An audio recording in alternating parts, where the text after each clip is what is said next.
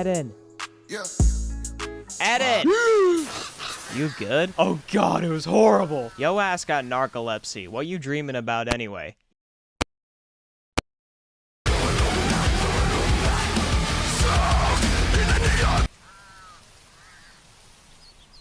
What?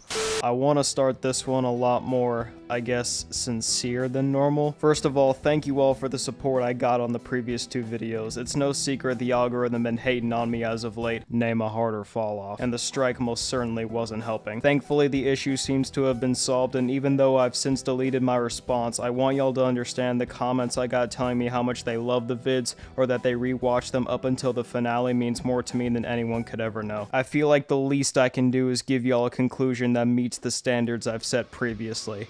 With that being said, welcome to the end of the greatest anime I've ever seen. Leave me alone. Fuck the world, let it burn, hear the rumbling. From a paradise, never forgot my suffering. But anyways, we're back on Adolf Jaeger's ribcage. It's a game of finding the genocidal schizophrenic in the bone stack, and Armin basically tells everybody to fuck off so he can just blow the whole thing to high heaven. But Ymir up and kidnaps him, putting a tentacle in his mouth. Even AOT isn't safe from the tentacle trope. He ain't even fighting back, he just sitting there letting it happen. My guy a freak. She then sends an onslaught of titans from every previous generation, while Peak attempts to blow up the neck, only to get skewered where she will remain for the next half hour. Dang, I really got violated by some buff-ass giraffe with no nipples. You know what, I'm sure they got this. I think I'll just go and chill out here. Fish paste. Bertolt makes his not-so-grand return and pulls a Woody on Reiner, putting them all down under and out of options, until... My dumbass thought Mikasa unlocked some sort of hidden Ackerman superpower seeing this in the trailer. Turns out Falco has evolved thanks to that beast ass fluid, and now him, Gabby, and Annie have entered the fray. Look, at that point, it was either come along or drown at sea. Honestly, I still might just sit this one out. Armin's been captured. Mikasa, I'm afraid we'll have to kill Eren. I know. Yeah, I mean, we ain't even really tight like that for real. I wish I could kick him one last time with my good leg. I'm too fine to be killed off. So turns out I was sleeping on the cart titan. I knew about the whole endurance thing, but now I finally understand what that means. It's so she can keep transforming where there would normally be a cooldown. I was unfamiliar with your game. I wish she'd mount me like that. Armin's still talking to himself like me when I fumbled that one Latina, and then we get what is undoubtedly the best showcase of the rumbling thus far. Everybody and their convicted uncles were wondering how these panels would be adapted, and in short, it's absolutely breathtaking. Armin ends up back in the Armin ends up back in the paths and starts making sandcastles with Zeke. This dude wanted to steal all our semen and have us go extinct. I didn't know he was chill like that. Armin obviously wants to get back, but Zeke's nihilist ass is like, oh, why even bother? We're all just gonna die anyway. There's no meaning to this shit. Sure there is. I mean, what could be better than serving up smiles? Being dead. Oh shit, a leaf. Damn, autumn sure is beautiful this time of year. Where did you get that? I found it. I get it. I could have thrown that ball till I pulled something. I guess it's not about there being a point to it. It's about the small things that make life worth living.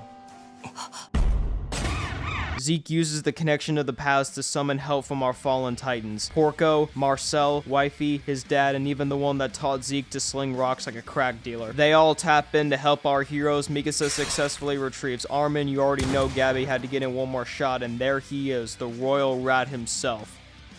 Ass naked. Got his whole beast out. Armin, you okay? I'm in love with you. What? I ain't gonna lie, I was tugging my shit to that crystal for 4 years straight. You what? Looked like I was trying to start a lawnmower. I could have been dead. We call those sad yanks. I wish they picked Erwin instead. Same. Damn, it really is beautiful. Making eye contact with Levi in that state is the equivalent to looking down the barrel of a loaded gun with binoculars. I already discussed how much I love the beef between these two, but I would like to address a common question to the best of my intellectual ability. If Levi was so hell-bent on killing Zeke, why is he okay with Annie still existing after what she did? Because she's on their side?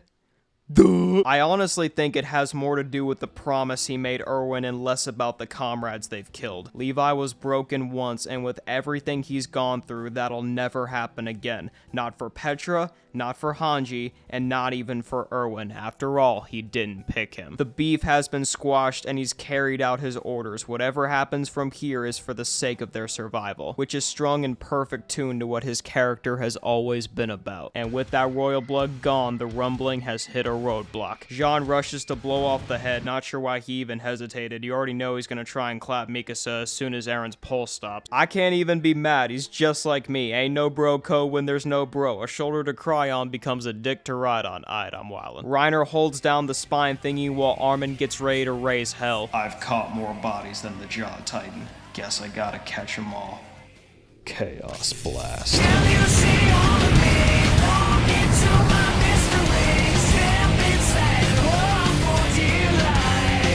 Armin blows the founder to dust. Thankfully, Reiner tanks the blast. I cannot think of another character that's taken more abuse than Reiner. To be fair, his Titan is meant to be a shield, and in that case, he's doing a phenomenal job. I've stated before that Mikasa is my favorite character, but my mind has since changed.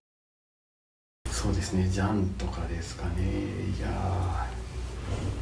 いや、ライナーです。Reiner's arc is just too good. I find it so funny that there's someone in this universe that wishes so badly to die at every turn, and the plot just says no. Where were these hands when he fought Eren? Depression is a bitch. And with that, we've reached my favorite part of the finale. The Titan Vapor from before makes a comeback, turning everyone apart from Ackermans and Titan users into more Titans, including Jean and Connie. Who would have thought they'd make it this far? Welp, I guess this is it. Yeah.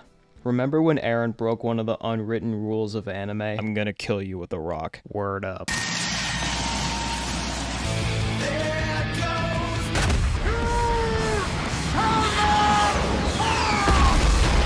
Don't like you. I don't like you more! I never liked you. I 1,000 times never liked you!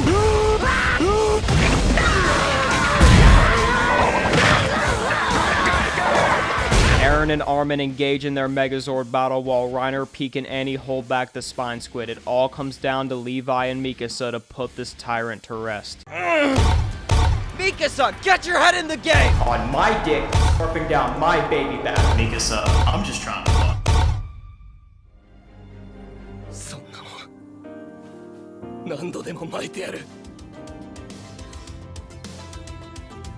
I'm sorry, Eren. You saved me from the world. Now I'll save the world from you. Adafumi Imai comes back to deliver us one more spectacular ODM sequence, and Mikasa, without even hesitating, cuts off his head, severing his connection to Ymir, putting an end to the torment. He said he wouldn't die in the mouth of a Titan, the biggest jinx in the series, just not in a way any of us could have predicted. Mikasa then takes the decapitated head and kisses it? Okay. Other than that, I thought this final battle was legitimately perfect. It's gripping, it's intense, and everybody got to play an important role. Well, except for Connie. I think he got one... Except for Connie, I think he got one save. Look, he's doing his best, alright? He's still recovering from that abominable-ass shape-up I had to fry him for. Motherfucker had a reverse tiara. Yo, hairline and another castle head ass. Up until this point, I had no idea why people had such a visceral reaction towards this ending. But I'm not gonna lie, throughout the entire runtime, that panel was always in the back of my head, wondering the full context for why Eren suddenly breaks down crying like a little bitch. And while I'm not about to go on a hate rant on why this ruins the series for me, I will say after watching this interaction with Armin, I understand. I had previously stated that while Eren going through with the rumbling, while still completely unjustifiable, was brought on from the fact that Marley still would have attacked Paradis anyway. Eren wanted a real future for the ones he cared about most and didn't give two shits how many innocents he had to step on to achieve it. He knew there could never be true peace and resorted to genocide. In this short scene, Mikasa envisions a reality of what could have been if she confessed to him right then and there. They could have ran away together and lived out the life they both truly wanted, on the run from Marley, and Eren living out his last 4 years with the person he secretly loved the most, telling her that once he dies, get rid of that musty-ass scarf, leave it all behind, and live out a full life, which in this universe would be the biggest flex of all. I liked it. I was good at it. Wait, what? 俺が死んだ後もしばらく10年以上は引きずってて This scene right here is by far the biggest reason for people's animosity towards this ending. Believe me, it's even worse in the manga. See, there's this urban myth that people like to toss around when discussing this scene, and it's that Eren has never broke down in his character's history, and this one moment ruined his Season 4 development. And to that I ask, what development? Eren never changed. I don't think I need to go back and showcase how Eren is such a deeply fucked up soul. Truthfully, what has he ever known other than violence? His goals and ideals were always the same. The only thing that changed was the target. But what about the whole edgy fuck you gonna do about it attitude? You know, the facade he put on in order to push his loved ones away? Well, he's never cried before.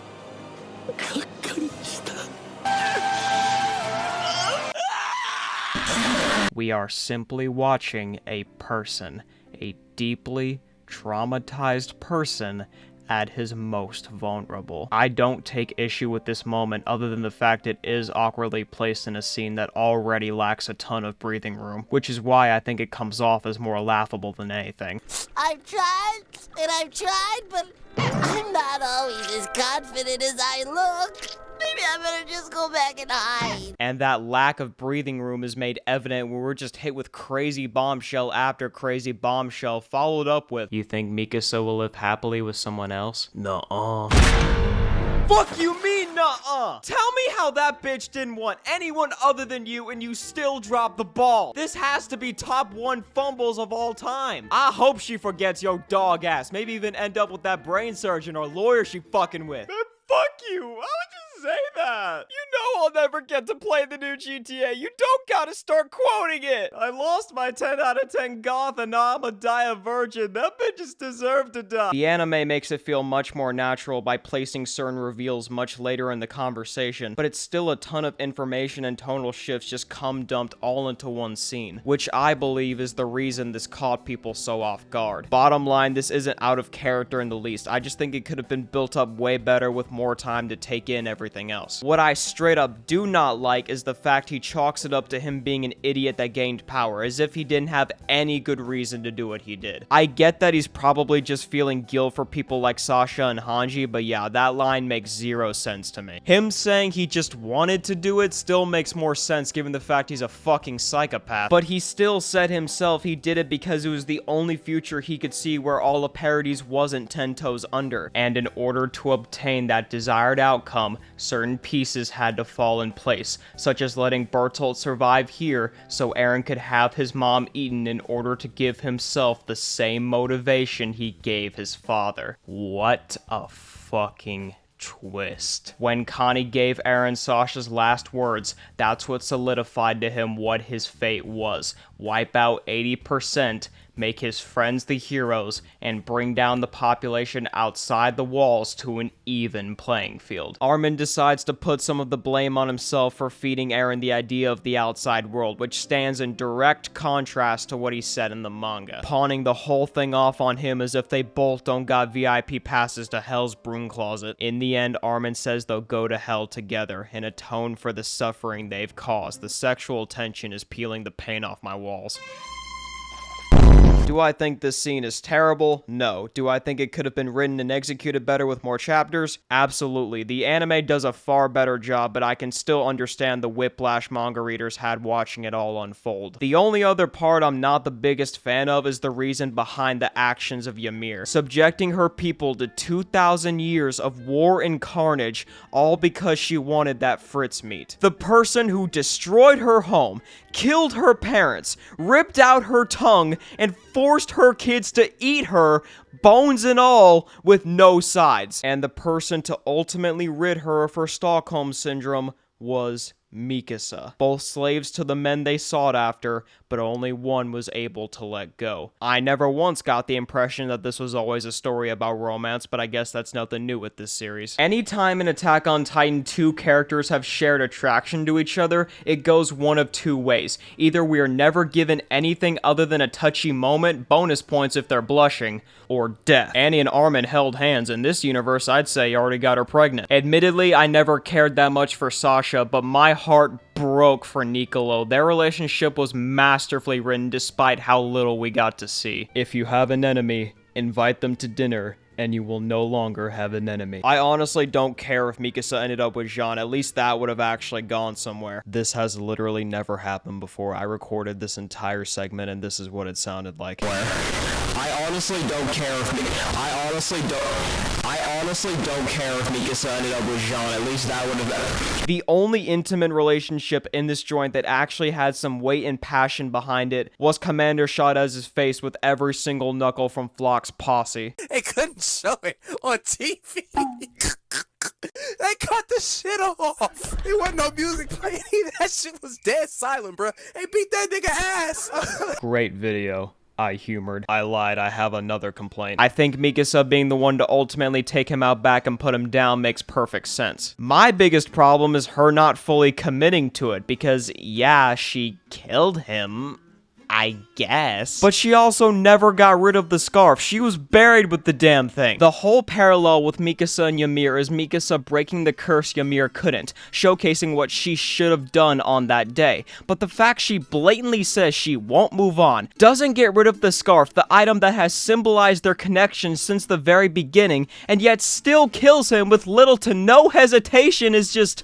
ugh. I mean, shit, even Jean hesitated a little bit. I love to think he had the exact same vision. It's almost the exact same relationship Ichigo had with Orihime. My guy never showed attraction to any woman, even when they were stripping down in front of him. Him and Inu are confirmed married, and I've yet to see a single person complain how he never showed any attraction to her, as if some people aren't as outward with their true feelings. Hell, I'd argue Eren gave more hints than he did. Difference being Ichigo actually hit and put a ring on it because he's that dude. That's my dog. That's my slime. When did it get in my mouth? There have been exactly 2 shared kisses in the entire story, and because we can never have nice things, the one most of us actually cared about just had to include a dash of necrophilia. To be fair, it's nowhere near the dumbest thing I've seen people do to corpses in this story. Real talk, I saw some art of Mikasa getting absolutely plowed up against Eren's gravestone. Y'all are some sadistic ass motherfuckers, and if you think that's bad, I saw her taking back shots from the damn bird. Hold up. たくさん本を読むからいろんなことを知ってる。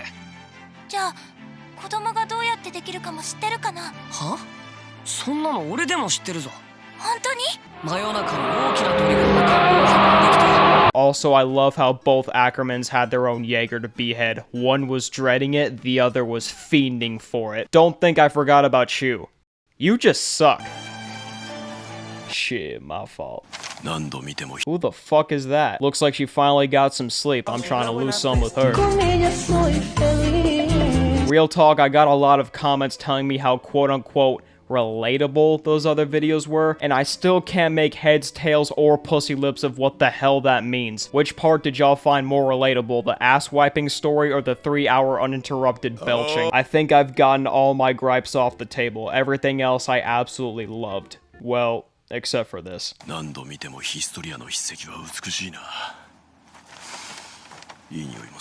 They couldn't have left that out. Not gonna lie, he looked better with the stubble. Apparently everyone wanted to bang Historia, but she's just given birth to her first child with some random farmer who was also her childhood bully. Are y'all bitches okay? If I cut enough grass, bruh, somebody getting pregnant. Nah, but for real, it's concerning how many of y'all thought I was being deadass when I said Eren got Historia pregnant. She might have been written out the story, but at least her family is symbolic of the fact humanity can finally live free without the fear of Titans. You heard that right, no more Titans, meaning everybody lived. Oh, right. Even though Levi was nerfed to oblivion, I'm glad he survived. He's like 80 at this point, but he'll still somehow be the last one to die. I'm just saying, it fit his character. Jokes aside, this scene got me in my feels. All the people who dedicated their hearts, giving one last goodbye. Levi, no doubt one of the best characters, someone who all his life walked among the dead, finally able to live a free life with no regrets. It seems you kept your promise, Levi. You did good. You did good. Fuck you. Hold up, I've been tripping. Did him and Hanji lose opposite eyes? Oh, my heart. Oh, his leg. Oh, fuck. We even get Armin standing on business against Marley, cementing his place as the 15th Survey Commander. I just know Eren looking up with a smile right now. Gabby reuniting with Falco was so powerful, she even took him to Suplex City. Wait a minute, since Gabby was meant to represent a young Eren in Season 4, does that mean her and Falco are meant to represent what Mikasa and Eren could have been? We might not know for sure if they actually married like he wanted, but I mean, think about it. Falco had the balls to confess while Mikasa didn't, and look where that got us. Hey look, it's overrated. Real talk, people got some strong opinions about this ending, and I don't think I've been controversial enough, so I'm gonna just put this on screen. I said what I said, fuck you gonna do about it. I also can't not give Mappa their flowers for the animation, especially the CG. It's insane how far we've come since. Oh god, get it away. I could make the same tired joke about the working conditions at Mappa or rant on how badly their employees are crunched, but I say whip them harder. My ungrateful ass wants JJK Season 3 yesterday. Also, if you're one of the people who keep dogging on this show for being quote-unquote milked, respectfully, you smell. If this was never called the final season, you wouldn't hear a peep, and trust me, I get it. Whoever came up with these names deserves to be shot. I hate to bring up Bleach again, but Thousand Year Blood War was originally the final arc, and the anime splitting it into yearly parts, and guess what?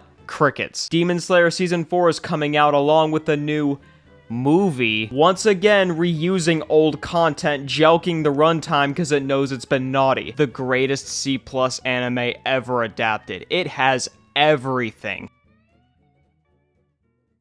But no, y'all want to put that on a series that gave us 2 high-quality specials in a year with 0 filler to its name. Make it make sense. It's definitely not the happiest ending, but that was never gonna happen with this series. It's not the brightest, but it's not the grimmest either. To me, it left on a perfect note of being tragic, yet hopeful. The final scene with Mikasa is as powerful as I would have wanted. Even in death, he'll always be there to wrap her scarf. I guess he finally got his wings of freedom. I will never unsee that image. And as for the final scene, while many hated it and still hate it for its implications, such as Titans not being dead for good, believing the rumbling to be pointless, I'm of the people who find it to be an incredibly powerful message about the fact that humanity will never change, war being inevitable, and that while gone for now, the cycle of torment will eventually start again. We saw people like Mikasa grow old and die of age, and if you ask me, I think that's all he ever wanted. Hey Eden, the others are coming to visit. I made sure to keep in touch over the years. I found out that Gabby's parents shipped her off to military school.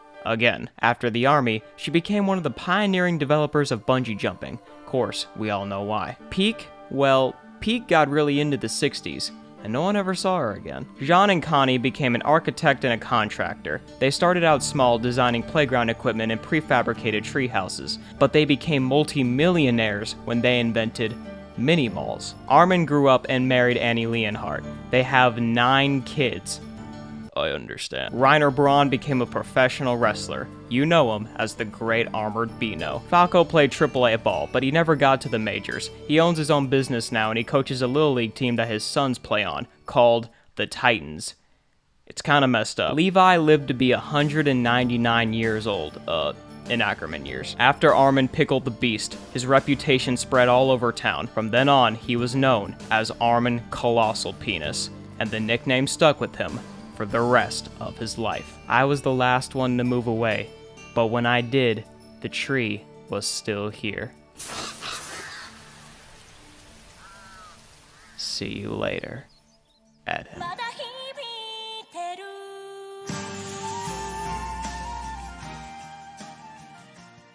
2,000 years later. Dog, why didn't we stay for the post-credit scene? They could have teased a better ending. What? I thought it was really good. Not perfect, but I was satisfied. Are you serious? That ending ruined everything! I mean, did she just walk all the way back home? 0 out of 10, unwatchable, worse than measles, worse than Kevin Hart, it killed my grandma, it fucked my wife, media literacy is dead, may fire and brimstone rain on Isayama's entire bloodline. Hey. Shut the hell up. Well, what did you think? I enjoyed seeing it with you guys. And I think if they ever made a sequel, we should see that too.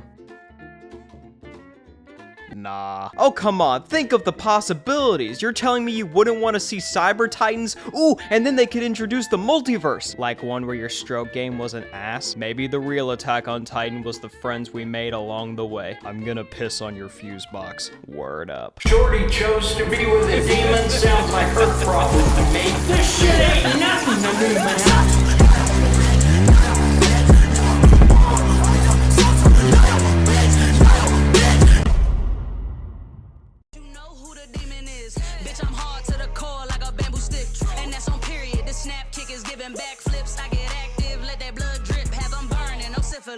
We living frivolous, this heel could get traction to that little mouth with your bitty bitty tactics. Get the lashing, tried to cut me down and I pop back like baby, what's cracking? A smile, my reaction. Whooping asses.